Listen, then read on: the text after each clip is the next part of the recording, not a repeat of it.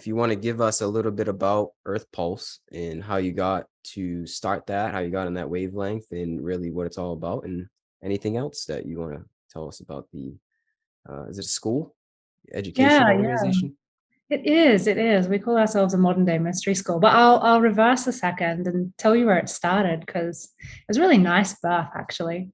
Um, I had only just started heading into the festival scene, and I had just learned about live painting at festivals. I didn't even know it was a thing, but I really fell in love with the live painters at the festivals, and I made a couple of friends there. And I noticed the more time that I spent around the live painters, how many people would come in and sit with the painters and go through these transformational experiences. The painting was helping them, the psychedelics were helping them, the painters were helping them. That there was this conversation happening in that space. So I got really intrigued with the psychedelics and the painting and the festival space. And I got into some really interesting conversations with some of the artists and said, is this a common occurrence? You know, when you go and paint at festivals, do people come here and go through these breakdowns and share all their intimate, you know, personal stuff and go through these kind of breakthroughs? And the answer was, yeah, it happens all the time. So I was having a really fun conversation with an artist about this and saying, wouldn't it be amazing to create a school where you combined the art and the creativity and the inner work and the shadow work and, you know, the ancient traditions and the meditation, the whole thing, just bring everything together. And we're really excited talking about this school. And the name Earth Pulse literally came about because as we were talking about this school and we were sitting in the festival, my friend said, oh, one of my favorite names for a festival is Galactic Pulse. And I said, oh, I love Earth frequency. And so Earth Pulse just came out of this little conversation and it stuck. So Mm. we ended up as Earth Pulse. And that was really where the birth of the name and also the idea of building a mystery school that has multiple different elements inside of it. So it's a really a massive conglomeration of different ways to learn about yourself. Was Mm. birthed at a festival, which I guess a lot of great ideas are birthed at festivals. Hmm. Yeah, festivals are, I guess you could say, sacred in a way. There's a lot of powerful energy. Actually, I've never been to a festival, but I've seen videos of festivals, and I can see it how it's just like the meeting of the minds. I guess you could say it's just all good energy, and it's almost like a sanctuary for people. It seems like, it seems like people like us, I guess you could say, like us, people like us can go and explore the Mm-hmm. minds and themselves and just be with the tribe, I guess. Yeah, I didn't start going to festivals until later. I was too busy studying and working and traveling and being too serious. Mm. But once I got there, I realized it was a bit of an adult playground, no, a place for expression and exploration. I Hmm. mean, still have I'm not going to say they're the most conscious places always, but it was a space for exploration. Yeah. And we live in, you know, a lot of us live in societies where we're so constricted and we're not allowed to explore. We're too afraid to explore and feel into and express these different elements of ourselves. So we end up being super suppressed, which creates a lot of problems. And the festival scene at least gives people a moment for expression where Hmm. they're not judged. You know, they can dress up, they can walk around, they can play different characters, they can dance, they can cry. It's all normal at a festival. That's what I recognize. You can be super strange and it's normal. And there's all these little hubs where people can go and learn about themselves. And so I saw a lot of potential in the festival scene for Hmm. sure for transformation. It was like a little step in a direction where I was like, okay, I really love this. And I can see we could keep taking steps towards a more liberated culture or world. Hmm. So how does that translate into what you created? With the academy, I've been studying metaphysics and spirituality for the better part of a decade now, and I am fascinated by transformation and awakening and enlightenment. And so I've always been a teacher in a sense. So to make a school or to be part of the creation of a school, just it's been very natural for me. So I incorporate elements of it. We have teachings, we have deep inner work processes, and we have a lot of creativity. We end up with a lot of creative people in the academy who are wanting to go further in their transformation. So I'm an inner work nerd. I do stick in the field of imagination and meditation and transformation internally. Hmm. A festival is like a giant psychedelic experience, and psychedelics are like a psychedelic experience, and the Mm, academy is its own version of a psychedelic experience. So uh-huh. Mhm. there's similarities when people do our work. They're like, oh, I had this experience at a festival. Oh, I remember doing this same type of thing in a psilocybin journey. So we Mm, did it without the festival and without the psychedelics, but there's lots of similarities there. I see. Yeah. So what's like the goal for somebody that's applying to your school? What would they want to get out of that? What is the educational curriculum at Mhm. your school like? There's kind of three elements to it, and probably even more. But the first one is, people who want to master their inner world. So you want to master yourself, master your inner world, step into your power, align with your heart, and actually start to love being alive. That's kind of the ethos of the school. We totally believe that we're here to love being alive. I And agree. yeah. And it's fun speaking to a lot of people who've been in the field of spirituality for a little while, and they've got a bit of a bad taste in their mouth because they feel like spirituality is all about transcending the human experience and somehow pushing it away. We believe the exact opposite. We believe that liberation comes through literally loving and falling in love with being human, where Mm, spirit and human come together as the one thing. yeah. So anyone who is at that point where they're like, I want to love being alive, and I'm deeply interested in myself. So that's self-mastery. And then we help people. It's just a natural progression. People who transform themselves often, not everybody, then say, I would love to be able to help other people do this, just the way you helped me do this. Hmm. So then we train people in the skills that we take them through, basically. So we have a facilitated training program. So we help people become healers, guides, coaches, work in the field of transformation and spirituality. And then naturally, they need to build a business.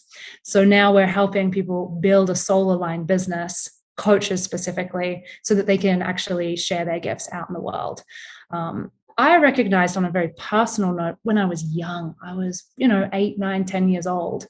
I just had this feeling when I was really young that if my friends were to share their gifts with the world would be a better place.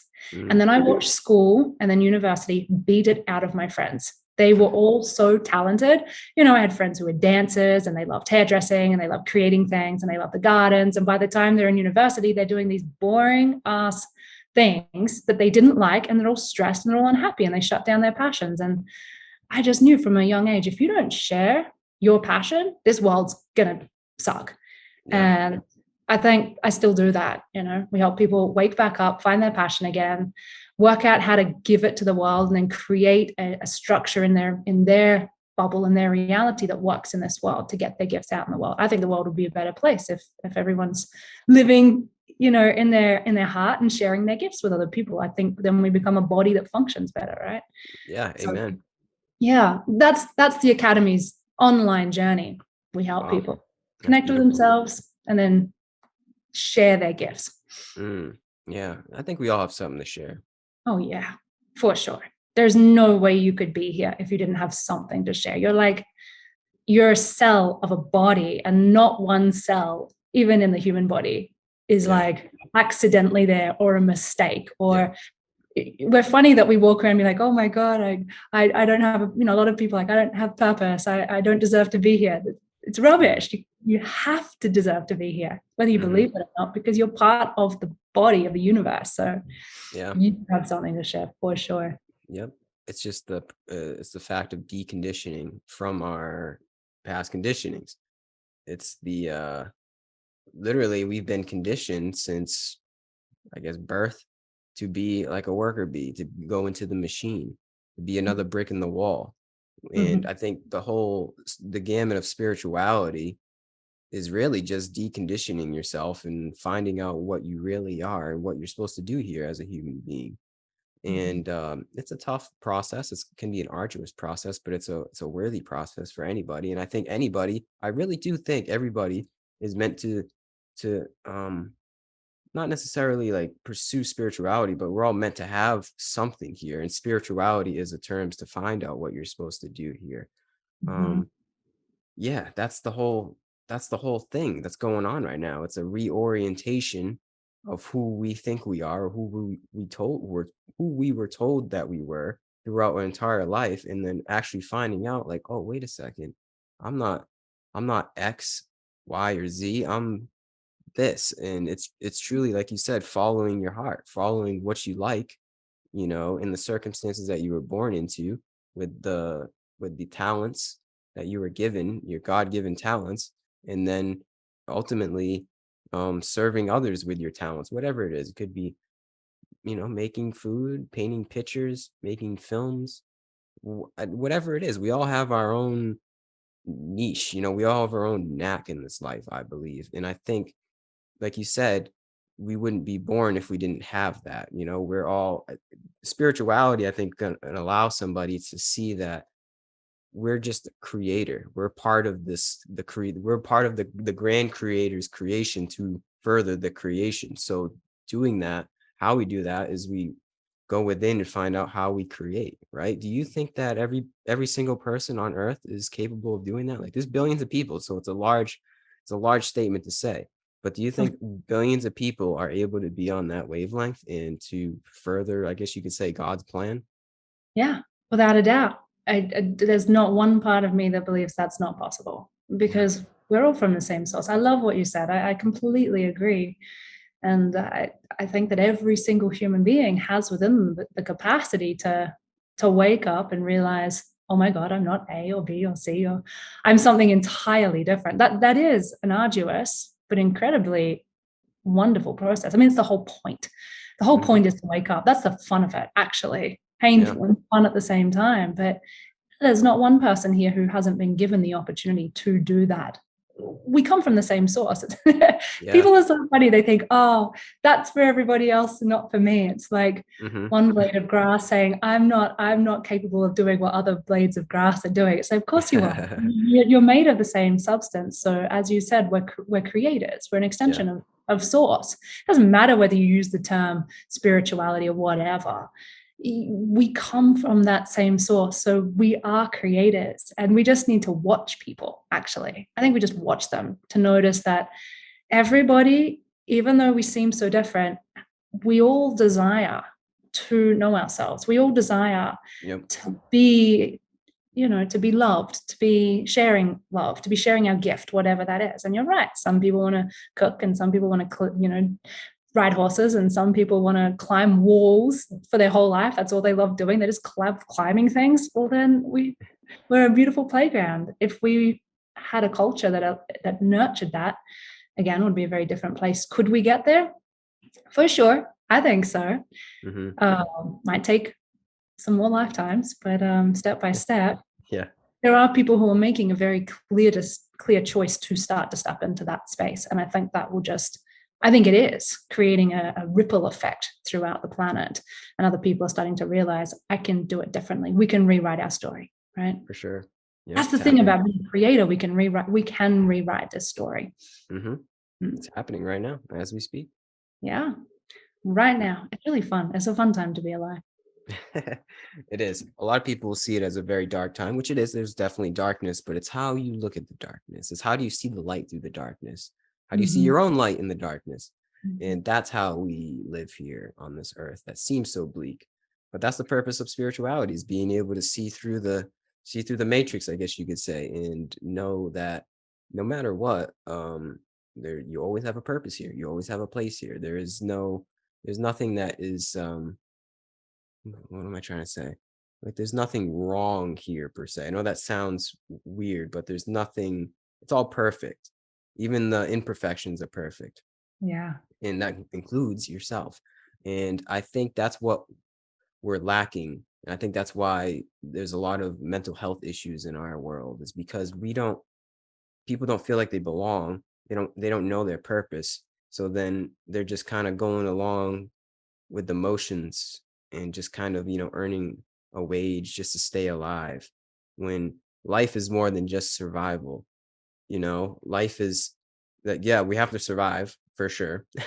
That's step one. But then on top of survival, it is you playing your role here. And I think if we all have a role, we all have a purpose. And then with a purpose, we have a sense of peace and a sense of like placement in this life, and a sense of gumption to live and wanting to live. Um, Mhm. and that's what we all want and need, right? I think that's what the human life is about. But you have to do your work and you have to go within and figure that out yourself, to be honest with you. I don't think anybody's really going to do it for you. You're right. You can have other people guide you in the way and show you certain ways and certain practices, but ultimately it comes down to somebody saying, well, I can't do this anymore. Oh, I can't, get me out of the matrix. What am I going to do? And then saying, and then seeing that there is another way to go about life. And I don't know, it happens in people's lives in different way through trauma, psychedelic experiences. Sometimes it's just divine grace, but Mhm. we all get the light bulb switch on at certain points of our life, and then from there you can't go back. You can't go back and take the blue pill into the matrix. You know what I mean? 100%. Um, so how did that happen for you? How did you get on this wavelength of healing, spirituality, and earth pulse? I've thought about this a lot because, I've read stories about people whose matrix moment or their awakening moment was so profound and it was so like right now, this is when it happened. Mm-hmm. But for me, and for a lot of the people I work with, it's been gradual. It's been step by step, something not working, a relationship breaking down, the system not working. There were so many little events that just compounded upon each other over a year or 2 years. Yeah. Um, One of them, the two major things that got me was that I was studying biomedical science. I was studying to become a doctor. And the pharmaceutical industry, just the more I looked into it and the relationship between the pharmaceutical industry and the university, it just was ripping apart what I believed was the health industry Mm-hmm. really rapidly. And I ended up down a hole of conspiracy theories and listening to people talk about the setup of the world. That ripped apart my reality really fast. And then the other thing that was happening was that I was in a string of really unhealthy relationships. Mm. I'm sorry about the roosters out here. They're having a but I was in a string of really unhealthy relationships. And I thought that I was meant to be getting better at relationships, but I seemed to be getting worse. And by the time I was in my early 20s, I seemed to have gotten into significantly more abusive relationships. And I couldn't understand why. And I couldn't understand my relationship to love and intimacy and how it was Mm. so destructive. So between my ideas of the healthcare system being torn apart and my relationships in my life being ripped apart, the whole thing just ended up in a catastrophic moment of not trusting anything. And I ended up giving up my entire life and just going to India to search for God. That's kind of how it Wow. began. Yeah. Wow.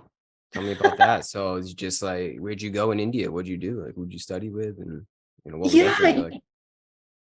I'm going to share this one. I just shared it with someone yesterday. I kind of forgot about it. But a month before I went to India, I was at a conference and there was probably about 300 people there. It was a leadership conference. It was the last thing I was doing with the university. And on the fourth day, somebody said, we were finishing up, and he said, if somebody in here would like to share something, put your hand up now. And I had that rush of heat. Have you ever had this where you have this like rush of heat through your body where it's like, I do not want to do that, but I know I have to do that? Yeah. Mm-hmm. Okay. So I got that really strong and I threw my hand up and I remember thinking, oh my God, I'm not going to speak here. But I stood up and I went up there and I said, I actually don't know what I'm going to share, but I can feel that I'm meant to share something. I shared something about God knows what. And a young boy came up to me afterwards and said, I really loved what you shared. Do you want to hang out for the day? And I said, sure. And so he said, my dad's at a festival kind of down the road. We're in Brisbane in Australia. He said, come and meet my dad. So we went down there. I didn't know anything about the festival. His dad gave me a book. I ate some vegetarian food.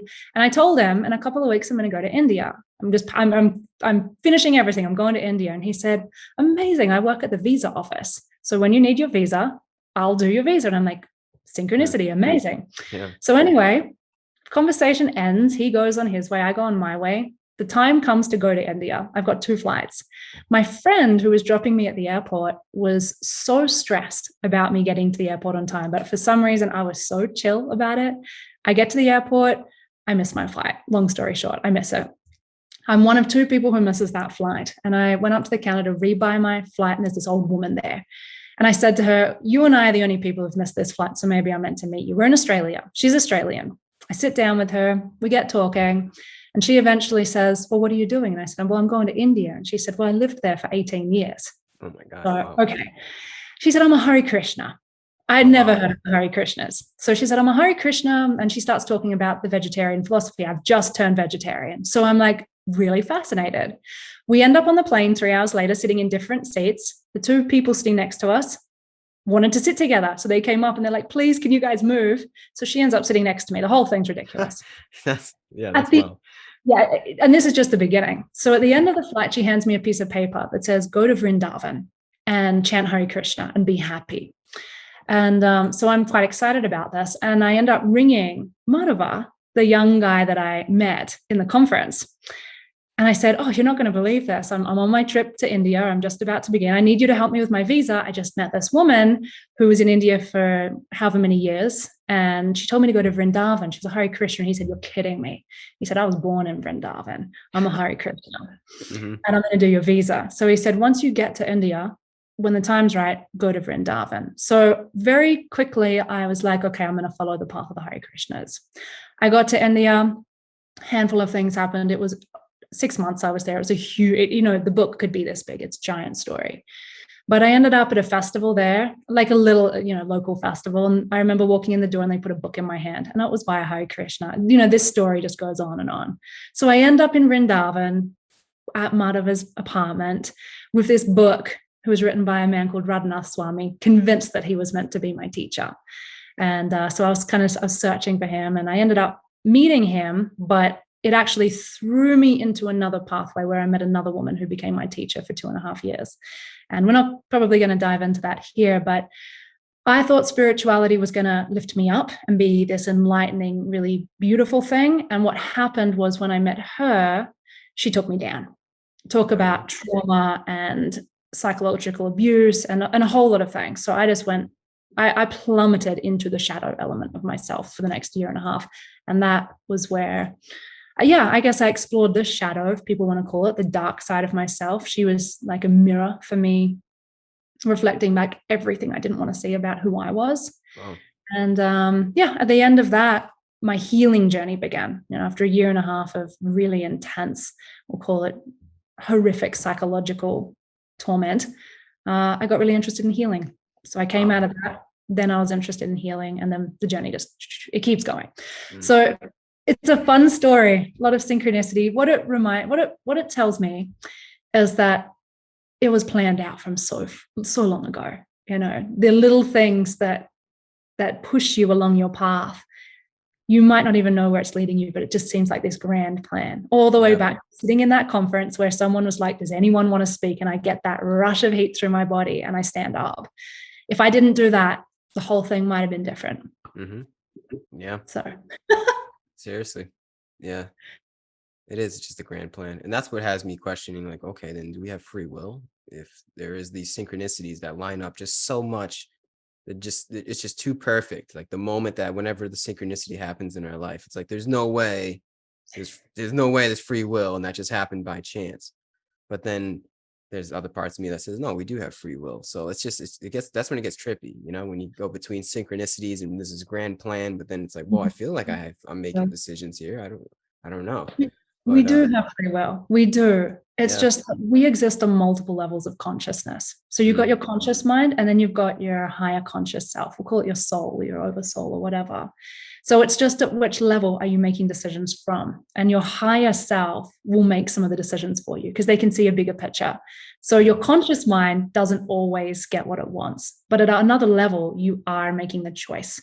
So from my deepest understanding, and I believe this wholeheartedly, we do have free will. It's just which level are you making the choice from? Still you making the choice, just which level are you making it from? And as you start to wake up to yourself at higher levels, you realize that was my choice.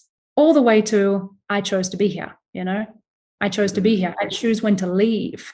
But it's kind of fun. It's like you've set up a play for yourself at a higher level, then you put yourself to sleep, and now you're playing inside of your own creation. Not because you're in trouble or because there's some sadistic element to the universe, more because you talked about this before with the shadow side, and people thinking that this is kind of an awful place, but I think one of the things that helps with the shadow element is understanding the darkness, understanding the nature of contrast and its relevance for being here. So as you start to wake up yourself, you realize, even in your own life, right?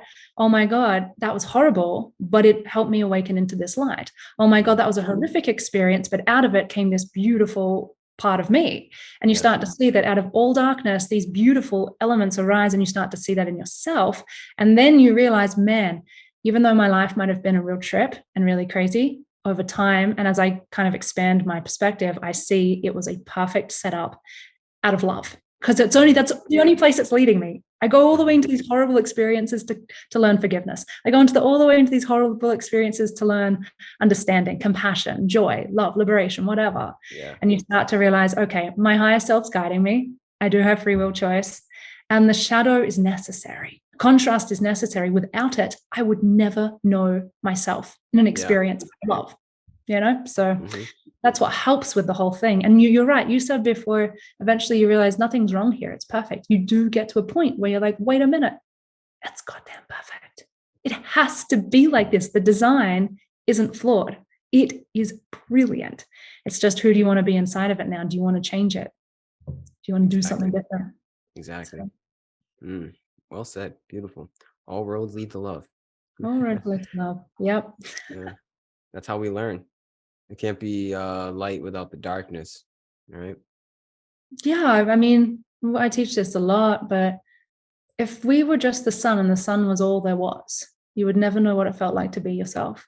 You Mm. might know what you are, but the way that the sun knows it's warm is to disappear for a second, feel coldness, and come back to itself and go, oh my God, this is who I am.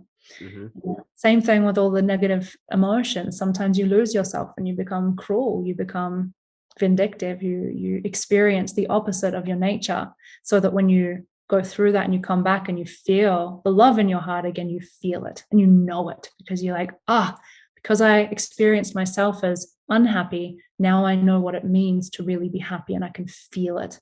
Yeah. And that's contrast. Otherwise, you'd never feel it. Exactly. And that's how we know that it's all perfect, even the bad. Even the bad is good, because Yeah. you can't have the bad without the good without the bad, the negative without the positive. Yeah. Which begets the question, is the darkness some separate force from the light, or is it let's say, a servant of the light playing a character for you to actually come back to love? Is it an Yeah. extension of God playing, a shadow character for you to meet yourself in that and to wake up from? Because once you start seeing the perfection, you would realize, oh my God, without it, I would never come back to light. So is it Yeah. really evil, or is it an aspect of benevolence playing as a dark character? I think it is. It's just a play. Yeah. It's just a play. And you can look at that as characters in your life, right? So you call some people dark characters in your life, but who did you become because of that relationship? So were they Hmm. really dark, or were at a higher level, were they just being an amazing shadow character in your play for you to become the hero? Every hero's journey has to have a Mr. Smith, right? Exactly. Yeah. Yeah. Batman wouldn't be so cool without the Joker. Yeah. And on a higher level, the Joker's your best friend, On a higher Yeah. level, you need the story, you need the characters for you to become the saint, for you to become, the liberated soul, the Yeah. angel. Yeah. That's what's going on here. It seems like freeing ourselves, and being the liberation is being or knowing that it's all good. You know what I mean? And it's all good in the bad. Like the liberation is a mindset. And the liberation is also not just a mindset. That's the first part. Then it's also like how you act from that mindset. It's like Oh, that's the first step, is the realization. Then it's like, okay, well, you know that all is one is all, it's all perfect. Now what? Now you serve others in the best way that you can, in the best ability that you can in this humanly form. And yeah. yeah, from there, I can't tell anybody how to do that. I think, like I said before, we all have our own way to serve, but I think Mhm. that's the gist here. It's like you realize it's all a game. It's all perfect in this game, even in the darkness, even in it seems like just so much darkness in the world, but it still has a place. Uh-huh. Realize that. And then from there, well, what are you going to do about it? What are we going to do from that vantage point? And then Mhm. we're always continually tested too, right? That's the thing. It's like this world, just when you think you got to figure it out, I'm enlightened. Look at me. Just when you think you're this spiritual being, life will throw you another test, right? But that's the game. That's the game of life. Is like, how can you wake up knowing that you've had this experience of interconnectivity, infinite love? You felt that, you know that it's real. How can you stay on that wavelength and provide that vibration for others and yourself at all points in all times? I'm not saying I'm on that. I'm definitely not on that. I get tested every day. And Uh-huh. sometimes I fail the test, but at least I have that in the back of my head. And I can always, it's almost like this sanctuary, like an oasis of perspective that I can retreat to know that all is one and one is all. And it really, for me, it just starts with meditation. If I can just like, if I can just take a breath, realize really what's going on here, come back to that sanctuary, that peace inside, then that's when I can act accordingly and act in that saintly manner that you spoke about, you know? Yeah, yeah. Oh, it's so beautiful. You go on this giant journey, and for me, one of the deepest realizations is it's all okay. It's so Hmm. funny. You go on this big, crazy journey just to come back to that feeling of everything's okay. As you said, it's all okay. It's such a beautiful feeling of knowingness. And then, you know, I talk about this a little bit, or I've thought about it a lot. We've had religions for a very long time that say you should act like this and the world would be different. But I think that people going on their own journeys to come to that themselves is the most powerful way, because you're right. If you use meditation or whatever technique you want to use, or you have an experience where you come back to that center point and you start to wake up from there, you will automatically and really naturally change your thoughts, words, and actions.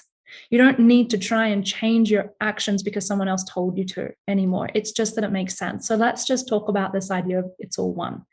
People wander around saying it's all one all the time, but very few people have had actual experiences of it being all one to the point where it changes them. But Yeah. if they've actually had that experience, they walk around and they now do things differently. And you can see it, because if we're all one, you are an aspect of me. Therefore, if I am cruel to you, I am cruel to myself. Hmm. And I can't do that consciously. I can't consciously stab myself in the heart with a knife, only unconsciously. Same thing with you. So if I really know that we're all one, I can't treat you any differently than how love would treat myself. I can't. It's impossible, because you cannot hurt yourself consciously. Hmm. If you're hurting yourself consciously, it's because you believe that it, and that's still an unconscious. I just don't even believe you can. So then naturally, you just change, which is why helping people, starting with yourself, to realize who you are is, for me, such the answer.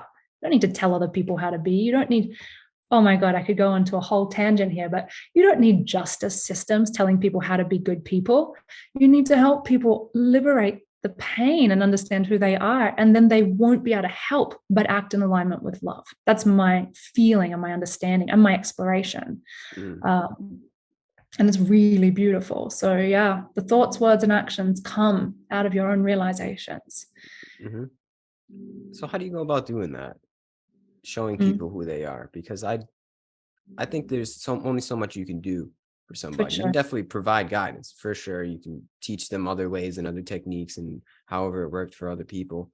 But I think ultimately it comes down to like if somebody really earnestly wants it for themselves. So what's like your game plan for You somebody? said this before. You said it doesn't matter what someone else says to you. At the end of the day, it's your choice, whether you wake up Hmm. or not.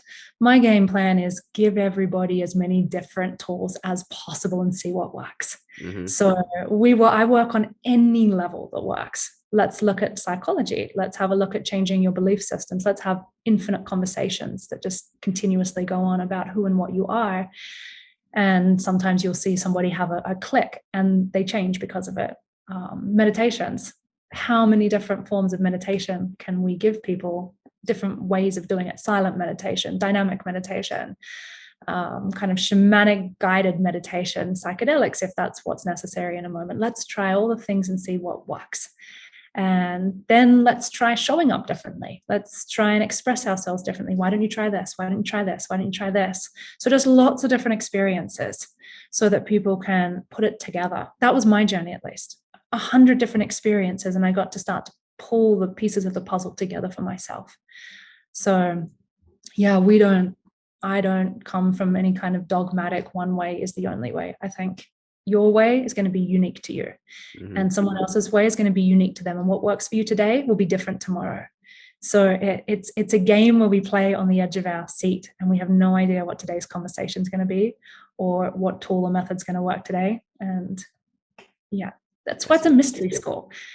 Modern day Mm, mystery school, it's got to have elements of many different things. I mean, I can tell you different techniques and tools that I use, but sometimes they work and sometimes they don't, depending on the person, depending on the day, depending on the moment, depending on what's aligned in that second.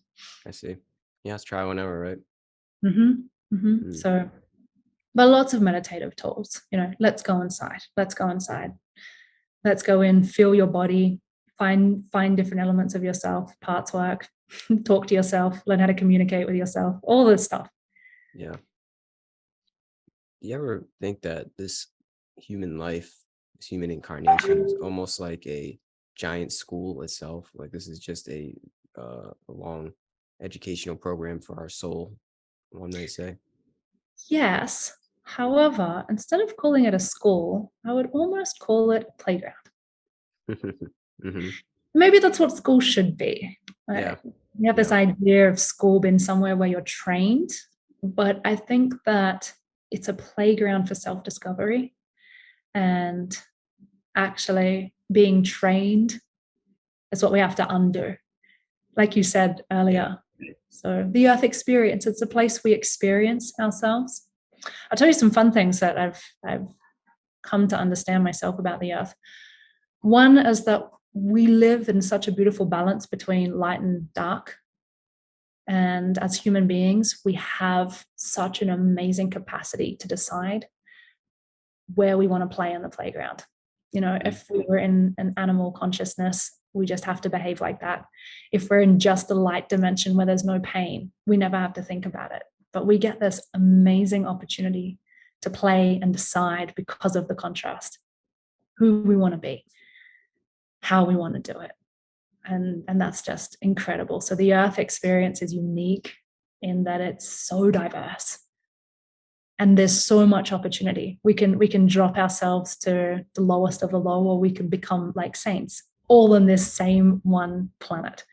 Mm. Isn't that amazing? Such a depth, it's such an expanded curriculum here, and you can take Yeah. whatever class you want.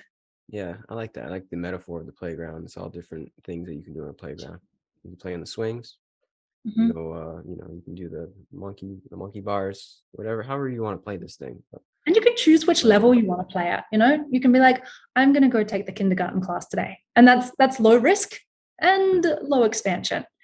And you could say, today I want to do a PhD, or this year I'm doing a PhD. So high risk, high mm, intensity, high challenge, and massive reward. And again, you get, to some degree, you feel like you get the choice, because again, your higher self might be like, well, you think you want to go and play in the playground with the preschoolers, but actually this lifetime you're here to do a PhD. So it's going to be harder for you. yeah. That's more Yeah. like a higher level choice.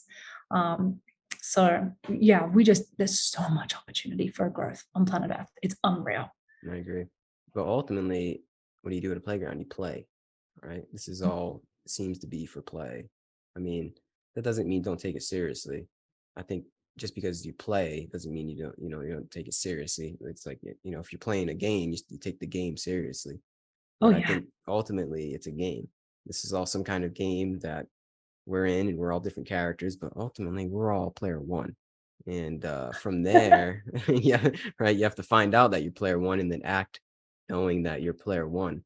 But yeah, I think it's like from that vantage point, you can start to take the woes, the drama of your life a little less seriously. Doesn't mean disregard what happens in our lives, but you start to take certain things less seriously, and then you know what to take seriously in your life, how to play this game, how to go about um playing the game when you have the right strategy guide, I guess you could say. How do you want to play your pieces in the game of life? I think that's what it's all about, is realizing, having that perspective of um what matters and what doesn't matter, you Mm-hmm. know that's what's important. And then from there, what it's all about, how we started this whole thing. It's all about being happy. That's I think from there you just suffer less with the right perspective, with the right view on your own life and what's kind of, maybe you get a little gist of what's going on here. You just become a little bit happier and you find peace. And that's what we all want.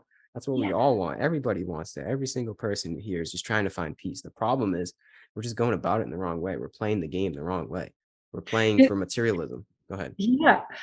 You know, it's funny that this is what's coming up. A couple of years ago, I remember having a conversation with Dylan, who's obviously the co-founder of the Academy, and he's a gamer. He's a long time gamer. As a kid, he was a gamer. So a lot of his teachings and his stories come through this gaming metaphors and analogies. And I didn't play games when I was a kid, but we were talking about Grand Theft Auto, and I do know it, right? And he was saying, right, so in Grand Theft Auto, you can basically do anything. And when you start playing, all you want to do is mess shit up, right? You want to go around, you want to destroy things, you want to steal things, you want to murder people, you want to do disgusting things.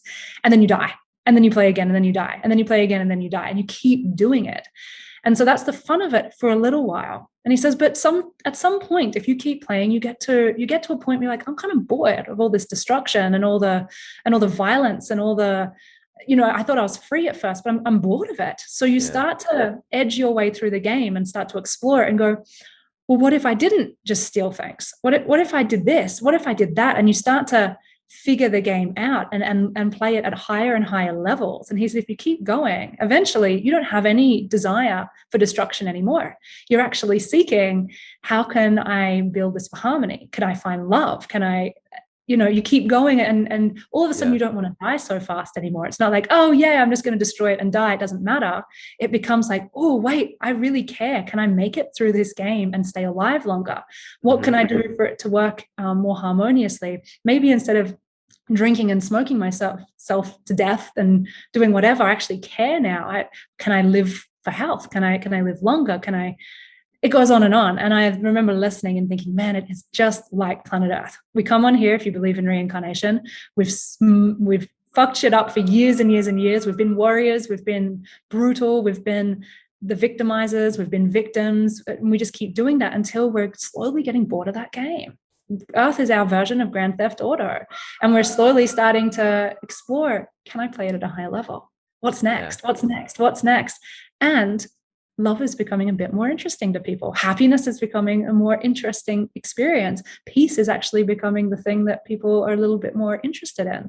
Maybe it was karma and drama and excitement and all the stuff in the past. And now more and more people are like, I'm curious about what enlightenment actually is. What's Hmm. peace? What's liberation?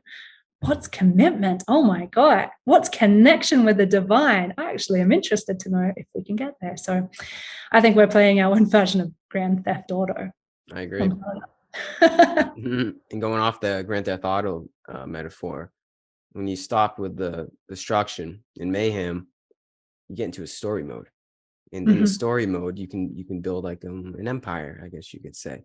And you can do that in your own life. You start to realize that this life is some kind of story. There's something going on here. This isn't all just randomness happening and random just yeah, it's not just randomness. It's like there's something we have to do here. And even when you do nothing, you're still doing something. So there's something a way that you have to orient yourself in your actions in life. And that becomes, if you want to look at it like that, a story.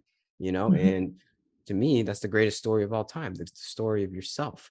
And you are the author, but you're also the character. And you're also the book all at the same time. But you can write that book. We all have the You're also ability. the ones listening. Exactly. Yeah, exactly. But we have the ability to write that book and become the story itself.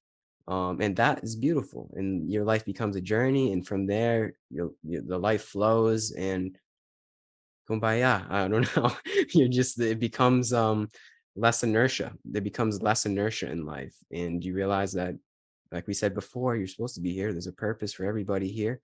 And yeah, you just more happy, more at peace, I believe, at least.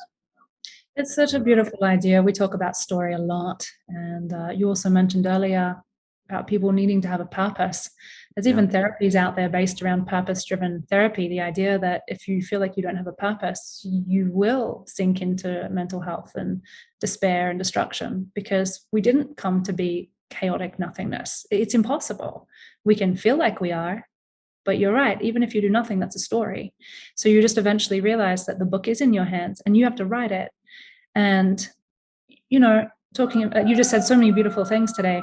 It's not about being, serious, but it's about taking the art form of your life sincerely and seriously. Like you care about the art form of your book. You care about writing your book like a masterpiece.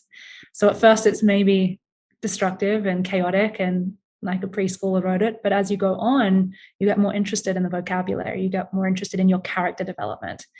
And it's stunning. And it's not like you are the character only, you are a character. I don't know how to say that. What am I trying to say? Yeah, I know what you We're infinite oneness, right? We're everything, but we get to draw from that oneness. We get to draw from this in this lifetime and design the play and the character that I am right now. And that will change and evolve. That's an ever evolving story, but you're the creator of it. And so no one's going to write that book for you. No one can make you write things in that book. You might think they can, but ultimately you just keep waking up and realizing you're the one with the pen, you're the one with the pages. And yeah, how beautifully you can write that story will be how beautifully your life feels like it's unfolding for you. And you decide. Mm-hmm. It's Amen. beautiful.